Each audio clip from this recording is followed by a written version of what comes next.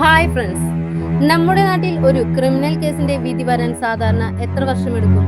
5 വർഷം, 10 വർഷം, ചിലപ്പോൾ അതിനും കൂടുതൽ. എന്നാൽ വെറും 77 ദിവസത്തിനുള്ളിൽ, അതെ, കൃത്യം 77 ദിവസത്തിനുള്ളിൽ ഒരു പ്രതിക്ക് ഇരട്ട വധശിക്ഷ വിധിച്ചാൽ അതിനു പിന്നിലെ കഥ എന്തായിരിക്കും? തമിഴ്നാടിനെയും രാജ്യത്തെയും ഒന്നടങ്കം നടുക്കിയ ഒരു അതിക്രൂരമായ കൊലപാതകം. ഒരു തെളിവുമില്ലാതെ ഒരു ബ്ലൈൻഡ് കേസ് പോലീസ് എങ്ങനെയാണ് ചുരുളഴിച്ചതെന്നറിയണോ? നമുക്ക് നോക്കാം. സംഭവം നടക്കുന്നത് തമിഴ്നാട്ടിലെ തൂത്തുക്കുടി ജില്ലയിലുള്ള വേടനാഥം എന്ന ശാന്തമായ ഗ്രാമത്തിലാണ്. +2 പൊതുപരീക്ഷ എഴുതിക്കൊണ്ടിരിക്കുന്ന 17 വയസ്സുകാരിയായ ഒരു മിടുക്കി പെൺകുട്ടി 2026 മാർച്ച് 10 വൈകുന്നേരം വീടിനടുത്തുള്ള കാട്ടുപ്രദേശത്തേക്ക് പോയ ആ കുട്ടി പിന്നീട് തിരിച്ചു വന്നില്ല. കൂട്ടുകാരും വീട്ടുകാരും ചേർന്ന് തിരച്ചിൽ നടത്തിയെങ്കിലും കണ്ടെത്താനായില്ല. ഒടുവിൽ പോലീസിനെ സമീപിച്ചപ്പോൾ കിട്ടിയത് കടുത്ത അനാസ്ഥയായിരുന്നു. സ്റ്റേഷൻ അതിർത്തി തർക്കം പറഞ്ഞ് പോലീസ് സമയം കളഞ്ഞു. ഒടുവിൽ വലിയ ജനരോഷത്തിന് ശേഷമാണ് അന്വേഷണം തുടങ്ങിയത്.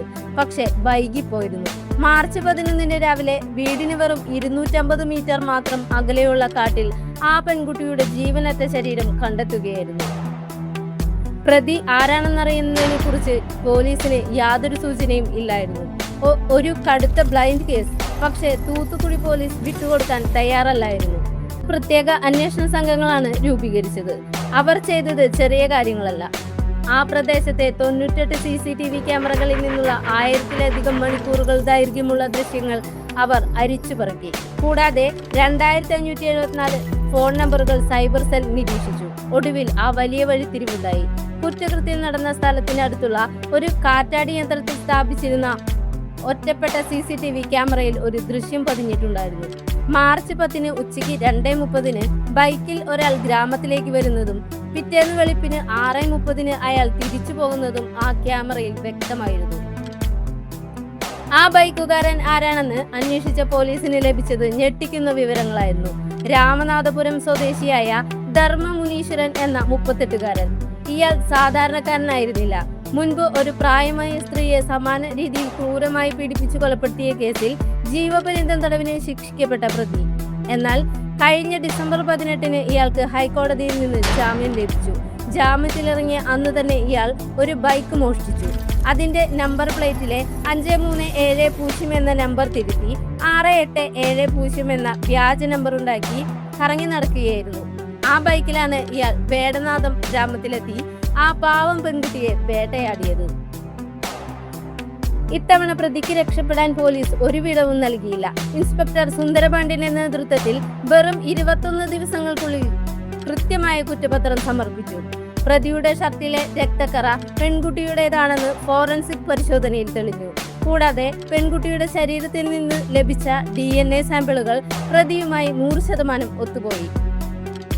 തൂത്തുക്കുടി സ്പെഷ്യൽ പോക്സോ കോടതി ജഡ്ജി M പ്രീതിയുടെ മുന്നിലാണ് കേസ് വന്നത്. മെയ് 5 മുതൽ മെയ് 22 വരെയുള്ള ചുരുങ്ങിയ ദിവസങ്ങൾക്കുള്ളിൽ 71 സാക്ഷികളാണ് കോടതി വിസ്തരിച്ചത്. പ്രതിഭാഗം ഇളവ് ചോദിച്ചെങ്കിലും കോടതിക്ക് അതിൽ യാതൊരു ദയയും തോന്നിയില്ല. പുതിയ നിയമമായ ഭാരതീയ ന്യായ സംഹിത പോക്സോ വകുപ്പുകൾ പ്രകാരം പ്രതിക്ക് ഇരട്ട വധശിക്ഷ വിധിച്ച് കോടതി ഉത്തരവിട്ടു.